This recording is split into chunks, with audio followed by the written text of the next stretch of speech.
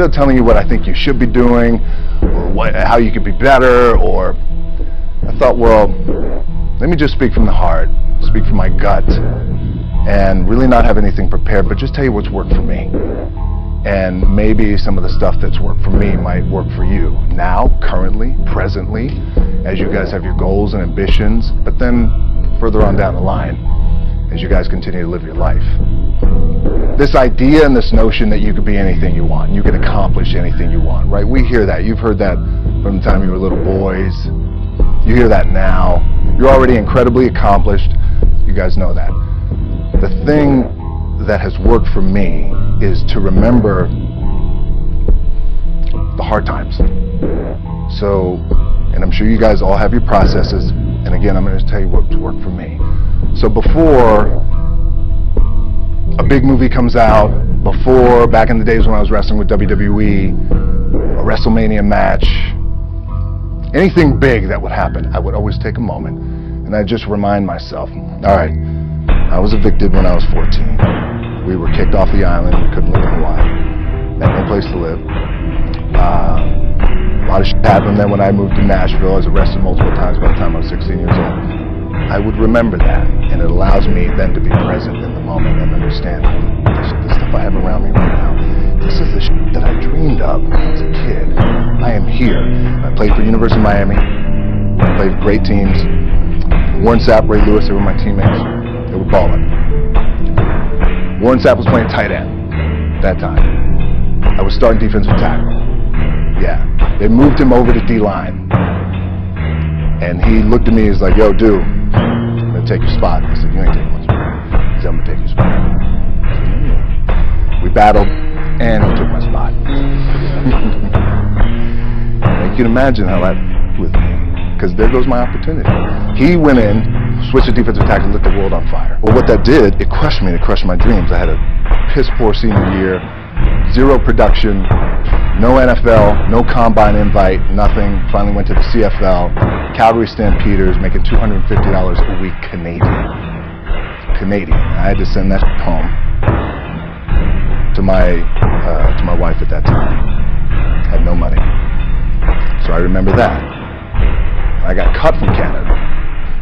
My dad, in his pickup truck, came down 4 o'clock in the morning, picked me up in Miami from Tampa. We lived in a little apartment in Tampa. He drove down in his little pickup truck to Miami to get me when I was cut from the CFL. And I thought, well, I leave home like you guys left home. I'm ready to tackle the world, get after it, achieve my dreams and goals. Crushed by 22, 23 years old. Now I got to move back in with my mom and dad. I played on great teams, though. Wait a second, this is not supposed to be my future. I'm supposed to be in the NFL right now. I'm supposed to be making a lot of coin and buying my parents, buying me, taking care of my wife, but it never happened. So I pulled out my wallet. I thought, well, let me see how much money I had. I opened it up. I had a 5, a 1, and change. Well, at least I rounded up to $7. But I thought, God, I got $7 in my pocket. Where the f*** do I go now? What do I do? I can't go back to the CFL. The point comes where you hear that voice, big runs over. You're done. Right? So I heard that voice. So as Coach was saying, man, I hold on to that. I'm telling you, I keep my back is up against this motherfucker. We laugh, we joke, we have a good time, but my back is still up against this motherfucker. Do not forget it. What this also helps me do, and again, it works for me, is at some point, you got to be tired of not being number one. You have to be, and you got to play angry, and I play angry. Now, I'm cool and calm with my approach, and when I step out on my field, which is a set, or, you know, like, there's some, and you're always going to have haters, and haters are like, well, damn, man, how many movies are you going to make, or how much shit are you going to do? Like, you do a lot of shit. I say, yes, it's my ambition. Of course, why not? I could do it. Yeah, I love what I do. And not only that, but in what world do we not work every day? My back is up against this thing, you know. And I started to play angry, by the way, and I still play angry. My last match, Brock Lesnar, transitioned, and I realized if I had to be great at something, I wanted to be great in this world of Hollywood and movie making, producing and entertainment. I had to commit, like you guys have to commit. Obviously, you commit to something, commit to the goal. So I quietly retired. 2 years later, I thought, what did I do with my career? Because my movies were not doing well. I was written off. I was like, it was around 2006, 2007. I was like, I left. I pulled a Jim Brown. I left when I was on top, like number one in the wrestling business. And I left. It was a ballsy, gutsy, some call it stupid move. But I had to commit and I had to follow what was in my gut. What helps me is to keep the hard times in the front of my mind. Because it allows me to go into these big moments that I've worked my ass off, and you guys have worked your ass off. It allows me to go into these big moments with a different perspective. What it also does for me, and again, this is what works for me. Like, my back is up against this motherfucker. Every day, it's against this fucking wall. But it's up against this motherfucker because it's what I believe in. And when my back is against this motherfucker, then there's nowhere to go. But that way. That's it. Doesn't mean you don't smile. Doesn't mean you don't laugh and joke. Cool, right? I'm a happy guy. But when it comes to business, and when it comes to executing, it's up against this. And I gotta go that way. And I don't give a who is in front of me. They're not gonna stop me. The key for me was, where does it start? What's the anchor? What's the anchor? So I could have all these ambitions, and you guys have all these ambitions, which is great. It's important. I'll play this role, you'll play that role. I'll execute this thing, and it'll come out this summer. You guys will execute this thing during the summer, right, when it's time to really put in a lot more work. But the key with me is just always finding what the anchor is. And the anchor is getting up at 4 o'clock in the morning every day before anybody else and grounding my thought process is in the no one will outwork me. No one. I love and I respect you guys. You motherfucker won't outwork me. All starts with this. 2 hands, putting it to work. My last match in WWE, I'll share this with you guys too, is that, again, because there's a little bit of takeaway here from all this, is I wrestled John Cena, and I went in, I think it was 2013, I went in WWE champion, and we went in MetLife Stadium. We had a record-breaking attendance, which was amazing that night. We accomplished our goal. So I wrestled with John Cena. We had 45 minutes planned for the match. It's non-stop, go, right? So your conditioning is tested.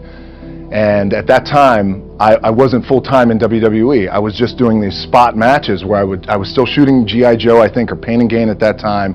It was Fast and Furious 6 in London. Had to travel in the ring, get all my ring work in, travel back to shoot Fast and Furious, then back, WWE Raw, doing those shows. The big build-up to WrestleMania against John. We get to MetLife Stadium. It's a big night. This is it. It's game night, right? It's championship night for me. 45-minute match planned out. There's no cut. There's no, all right, well, let's pick it back up tomorrow. You know, it's go time. It's just like you guys in a game. At the 15-minute mark, bang! I feel something pop. I'm like, boom! What the I'm laying there, and both of us are out. I said, oh, fuck, something's going on. And I stick my hand, now there's 85,000 people, right? And we're just laid out like this. I kind of roll over, I stick my hand down in my trunk just to see, I want to make sure that there was no bone sticking out. So if there's no bone sticking out, what the f***? Something just happened. Referee comes over and he's like, Rock, you all right? I'm like, yeah, I think I'm all right. I said, I get up, I go to step, and I can't step. I can't do this. I have to use my leg like momentum. I gotta do that. So now in that moment, and you guys are gonna have these moments, you probably already had them already, where you're in the game and you're in the thick of things, and you gotta make a decision. What I gotta do? I'm gonna stay in the game, committed to the team, I committed to my team, the whole entire roster, right? So I could tell the ref says, are you okay? And I have one moment. In this moment, it was a defining moment. I could either tell him, no, I'm done. He'd give the signal, match is over. Or, let's keep going. We have this decision. And I said, no, let's keep going. I said, how much time is left? He's like, 32 minutes. I'm like, okay. Rest of the whole match, couldn't move. doing everything like this. I'm getting scared because I'm thinking, man, well, what happens if I pinch something or something like, I don't know, your mind starts fucking with you in the moment. There's 85,000 people, your adrenaline's rushing. I'm thinking, man, what happens if I'm going to lose my leg or some shit like this, if I've just done something to my artery? Final move of the match is his big finishing move, and I remember I'm getting up and I'm turning like this because I have to fall into him. He's going to hit me with his big finisher. I remember turning into John, and he says, and I remember thinking to myself, God, please don't let this be too bad. Just take care of me. Take care of me. Bang! I feel boom! And I don't know what the f just happened. Now luckily the match is over. He pins me, 1-2. Comes in the back. I get to the back. I can't move. Now I'm getting a little nervous. Get on a jet. Rushed home to my doctor's down in Florida.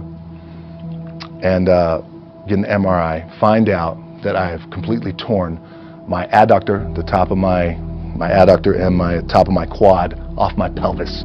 What I was proud of was to walk out on my own, but not only that, but in this moment where the odds are against you, people are watching, your team's depending on you, you either say, I'm done, or this whatever the is going on, it's temporary, and it may fuck me up at some point down the road.